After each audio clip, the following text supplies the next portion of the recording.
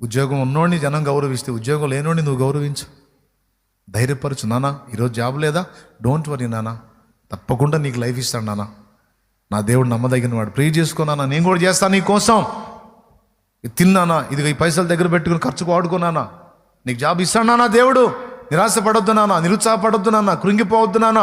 నా తండ్రి అన్యాయస్తుడు కాదు నాన్న, కష్టపడి చదివావు నాన్న, నా తండ్రి నీ ఎడల కార్యం చేస్తాడని నువ్వు ధైర్యపరచు. రేపు దేవుడు వాడిని ఆశీర్వదించిన రోజున వాడు లోకంకి వెళ్ళి ఎక్కడో చూడడు, ఫస్ట్ దేవునికి వెళ్ళి చూసిన తర్వాత ఆ కృంగుపట్లు ధైర్యపరిచి సహాయం చేసావు చూడు, నీకెళ్ళి చూస్తాడు. కన్నీళ్లతో వచ్చి ముందు నిన్నే హత్తుకుంటాడు. అన్నా అన్నా, అక్క, అమ్మా, నువ్వు అమ్మవమ్మా, నాకు నా తల్లిలాగా నన్ను ధైర్యపరిచావమ్మా, నా అక్కలాగా నన్ను ఆదరించావు. ఒక చెల్లి నిన్ను వచ్చి హత్తుకుంటుందమ్మా, ఒక తమ్ముడు నిన్ను వచ్చి హత్తుకుంటాడు. జాబ్ ఉందని ఒకడిని సన్మానించడం, వాడికి కుర్చీ చేయటం, జాబ్ లేదని ఒకటి కుర్చీ తీయటం తప్పు నాన్న? న్యాయమేనా నేను చెప్పేది? పైసలు ఉన్నాయని ఒకడిని గౌరవించడం, అప్పుల్లో ఉన్నాడని ఒకడిని తృణీకరించడం తప్పు నాన్న? అప్పులుంటే వాడు తృణీకారం పొందాలా, వాడు అవమానం పొందాలా, అపహాస్యం పొందాలా? అప్పులు ఉన్నోడి కోసం కూడా యేసయ్య ప్రాణం పెట్టాడు. ఈరోజు వాడికి అప్పు లేదు, వీడికి అప్పు ఉంది. అప్పు లేదని వాడిని గౌరవించావు. మనగాడు తెలివిగల్లోడు, అబ్బో భలే అద్భుతంగా జీవించాడు అనుకున్నావు. అప్పు ఉన్నోడు వీడి పిచ్చోడు, చాదాసుడు, తిక్కవాడు అనుకున్నావు. చివరికి ఒక రోజు వచ్చింది, రెండు తిరగబడ్డాయి. అప్పు లేనోడికి అప్పులు అయినా, అప్పు ఉన్నోడేమో అప్పు ఇచ్చే స్థాయికి ఎదిగాడు. నీ అంచనాలు తారుమారవుతాయి బ్రదర్. నువ్వు రాయి అన్నది ఒకనాటికి రత్నం కావచ్చు, నువ్వు రత్నం అన్నది బొగ్గు కావచ్చు.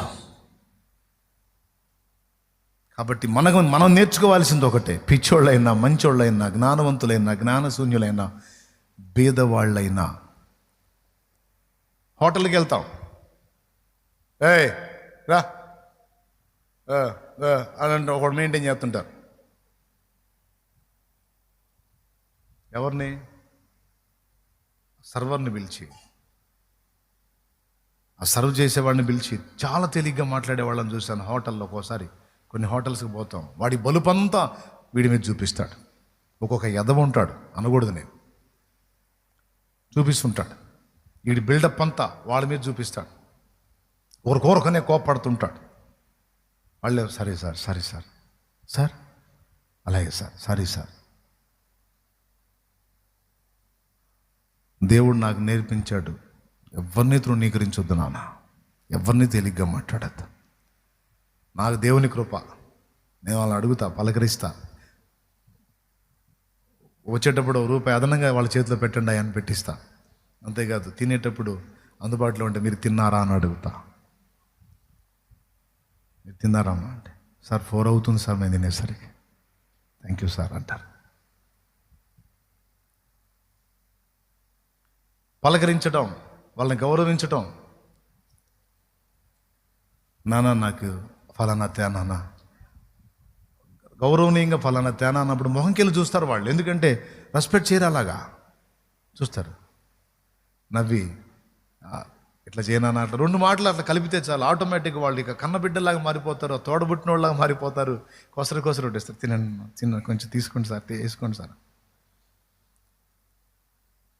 డ్యూటీ చేసినట్టు ఉంటుంది. ఇక నాన్న ఇది చేయ, నాన్న తమ్ముడు ఇలా చేయమ్మా, అయ్యా అమ్మా అన్నప్పుడు ఇక సొంత వాళ్ళు అయిపోతారు.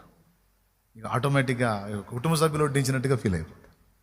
ఇవన్నీ నేను ఎందుకు చెప్తున్నానంటే, మనం ఏముందిలే తప్పు అనుకుంటాం, ఏముందిలే పాపం అనుకుంటాం, ఏముందిలే పొరపాటు అనుకుంటాం, శాలేమన్నా ఏ తప్పు చేయడం అనుకుంటాం. నేను చేసింది ఏందో పబ్లిక్గా చేసిందే చెప్పాను మీకు. అది మీకు చిన్నదే కావచ్చు, కానీ నాకు చాలా పెద్దది అది. అట్లాగా తెలిసి కొన్ని, తెలియక కొన్ని, నడకలో కొన్ని, పడకలో కొన్ని, జ్ఞానంలో కొన్ని, అజ్ఞానంలో కొన్ని. నా దగ్గర కూడా లోపాలు ఉన్నాయి, ఇప్పుడు మీ దగ్గర కూడా ఉన్నాయి. మీ దగ్గర లోపాలు, నా దగ్గర లోపాలు. ఇప్పుడు ఇక మీరు లోపాలు, అందరం లోపభూయిష్టమైన బతుకులోనే ఉన్నాం. మంచిగా బతకాలని ఫైట్ చేస్తున్నాం, పాపాన్ని అసహించుకున్నాం, పవిత్రంగా ఉండాలనుకున్నాం, దేవుడికి నచ్చే విధంగా ఉండాలనుకున్నాం. అనుకుంటూనే తేడా పడుతున్నాం. ఈ శోధన అనేది ఇక ఎప్పుడైతే ఈ ఫీలింగ్ మనకుందో ఇప్పుడు శత్రువు ఎంట్రీ ఇస్తాడు. నువ్వు ప్రార్థన చేస్తుంటే నిశ్చయత రానీడు వాడు. ఇక వినండి, నువ్వు దేవుణ్ణి ఏదైనా అడుగుతుంటే వాడు పక్కన చేరి అంటాడు, ఇన్ని వంకర్లు పెట్టుకొని ఇన్ని లోపాలు పెట్టుకొని ఏదో పెద్ద పవిత్రుల్లాగా పరిశుద్ధురాల్లాగా నీతిమంతురాల్లాగా ఈ రోగికి స్వస్థత రావాలని అడుగుతున్నావే, నీ ప్రార్థన దేవుడు విని నిజంగా వాడిని బాగు చేస్తాడా? చాలా వరకు నువ్వు ప్రార్థన చేస్తే జవాబు రాకపోవడానికి కారణం అదే, నీ పాపమే. అప్పుడేం చేయాలి? ప్రార్థనకు జవాబు రావాలంటే నువ్వు పాపం లేకుండా ఉండాలి. పాపం లేకుండా ఉండడానికి ట్రై చేస్తావు. ఎంత ట్రై చేస్తే అంత లోపాలు కనపడతా ఉంటాయి నీకు. కనపడే కొద్దీ ఇక నువ్వు ఏమని ఫైనల్ చేసుకుంటావు అంటే, మనం ప్రార్థన చేసిన పని కాదు, ఎందుకంటే మనం దేవుని ముందు కరెక్ట్గా లేము. 10 విషయాల్లో జాగ్రత్తగా ఉంటే 11 విషయంలో తేడా పడుతున్నాం. 2 రోజులు బాగుంటే 3వ రోజు ఎక్కడో చోట ఏదో ఒక విధంగా రాంగ్ స్టెప్ వేస్తున్నాం. కాబట్టి మనం దేవుడికి ఇష్టలం కాము. ఓ మాటలో చెప్పాలంటే ప్రార్థనకి జవాబు సంగతి ఏమో కానీ అసలు ముందు పరలోకం పోతామో లేదో డౌట్ వస్తుంది. ప్రభు రాకడలో ఎత్తబడతామో లేదో కూడా అనుమానం వస్తుంది. అని ప్రార్థన చేసేటప్పుడు నిశ్చయత పోయిద్ది. ఎంతమందికి ఉంది ఈ శోధన? నేను ప్రార్థన చేస్తే ఖచ్చితంగా నా ప్రార్థన దేవుడు విని జవాబు ఇస్తాడు అనే ఆ నిశ్చయత ఇంతవరకు ఒక్కసారి కూడా లోపం లేకుండా ఎప్పుడు ప్రార్థించినా అలాంటి నిశ్చయతతోనే నేను ఉన్నాననే చెప్పగలిగే మనుషులు ఎవరన్నా ఉన్నారా ఇక్కడ? ఉంటే చేయొద్దండి. అప్పుడు మీరు నాకంటే గ్రేట్. ఎందుకంటే నేను ప్రార్థన చేసేటప్పుడు ఈ లూసిగాడు అయ్యేది ఎత్తాడు నాకు. నేనైతే ఈ శోధన ఎదుర్కొంటున్నా, మరి మీకు లేకపోతే సంతోషం. లేదన్నా మాకు కూడా ఉంది అంటే చేయొచ్చు. ఉందా? ఆ ఫీలింగ్ ఉందా? ముఖ్యంగా ప్రార్థనకు జవాబు రాకపోతే ఇంకా గట్టిగా వచ్చింది. చేసిన ప్రార్థనలకు జవాబు రాకపోతే ఇంకా కన్ఫామ్. ఏదో నేను చేశా కానీ నా ప్రార్థన వింటాడు దేవుడు. ఎందుకు వింటాడు? చండాల పొండి అయితే ఇన్ని తేడాలు పెట్టుకొని నా ఆలోచనలో తేడా, నా ప్రవర్తనలో తేడా, నాకు మాట కుదరదు, నడక కరెక్ట్గా ఉండదు. వాక్యంలో యోహాను సువార్త 9లో ఉందిగా, పాపుల మనవి దేవుడు ఆలకింపుడని ఎరుగుదు అని ఉంది కదా. మరి ఎందుకు వింటాడు నా ప్రార్థన?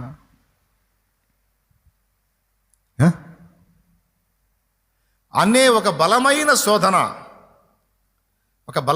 శోధన ప్రతి విశ్వాసికి ఎవ్రీ డే సాతాను తెస్తాడు. అది నేను లైఫ్ లాంగ్ గుర్తుపెట్టుకోమని చెబుతుంది.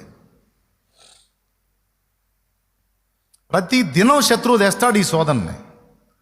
తెచ్చి రక్షణ ఆనందం నీలో లేకుండా చేస్తాడు. ప్రార్థన తీసి పక్కన పెట్టు. ఆరాధన చేస్తుంటావా? నీ కోసం జీవిస్తున్నా, నిన్ను నే ప్రేమిస్తున్నా, నీ కోసం జీవిస్తున్నా, నిన్ను నే ప్రేమిస్తున్నా అన్ను అనగానే నువ్వా ఆరాధన చేసేటప్పుడే ఒక పక్క ఆరాధన, ఒక పక్కన వాడు వచ్చి నువ్వు ఆయన కోసం చేసేయన్ని చేస్తా, ఇక్కడికి వచ్చి నాటకాలు మళ్ళీ నీకోసం జీవిస్తా అంట. ఆయన్ని ప్రేమిస్తానంటే ఏది ఆయన ప్రేమించేది? ఆయన ప్రేమిస్తే ఆయన ఆజ్ఞలు గైకొనాలి. ఎక్కడ గైకొంటున్నావు నువ్వు? ఆయన ఆజ్ఞలు గైకొంటున్నావా? నీ ఆరాధన తీసుకుంటాడా? నీ ప్రార్థన వింటాడా? అసలు ఈ మందిలో రావడం నీకు అర్హత ఉందా?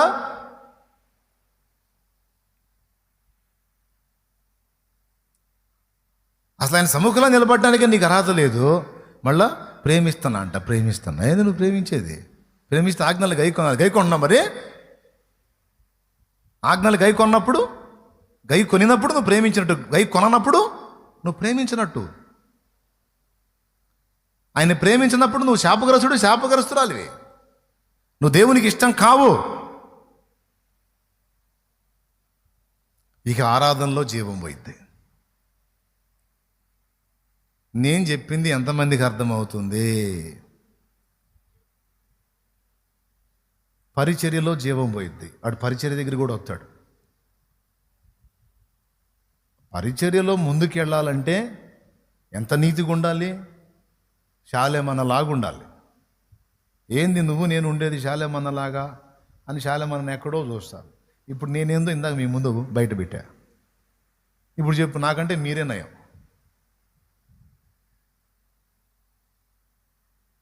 కదా. శాలేమన్న ఎక్కువైంది బ్రదర్, కానీ నువ్వు అనుకుంటున్నావు దేవుని సేవలో ముందుకెళ్ళాలి, దేవుడు బలంగా వాడుకోవాలంటే ఆ నీతి, ఆ పరిశుద్ధత, అసలు ఆ మెట్టు ఏ మెట్టమ్మా? సహజంగా అనుకుంటారు నాన్న అట్లా. అక్కడేం జరిగిద్ది? నీ సేవలో నిస్తేజం వచ్చింది అంటే జీవం పోయింది. ఆరాధనలో జీవం పోయింది, ప్రార్థనలో జీవం పోయింది. ఎందులోనూ సమ్మతి గల మనసు ఉండదు, నిశ్చయత ఉండదు. నేను ప్రార్థన చేశాను దేవుడికి వినపడింది అనే సమ్మతి గల మనసు ఉండదు. నా ఆరాధన దేవుడు వింటున్నాడనే సమ్మతి గల మనసు ఉండదు. నా సేవను దేవుడు హర్షిస్తున్నాడు, నా ప్రయాసను ఆయన ఆశీర్వదించి ఫలింపజేస్తున్నాడనే విషయంలో సమ్మతి గల మనసు ఉండదు. ఇక దేవుని సంబంధంగా నువ్వు ఏం చేసినా సరే సమ్మతి గల మనసు ఉండదు, నిస్తేజం, డౌట్, జీవము కోల్పోయిన స్థితి, ఏదో ఇక అట్లా నడుస్తుంది అన్నట్టు ఇది ఉంటుంది. అర్థమవుతుందా నేను చెప్పేది? అంటే ప్రాక్టికల్గా నేను ఫేస్ చేసినవి చెప్తున్నాను. మీకు అలాంటివి లేకపోతే ఉన్నోళ్ళు తీసుకోండి ఈ మాటల్ని. అందరి సోప అదేలే అంటే 2 చేతులు ఎత్తి స్తోత్రం చెప్పండి.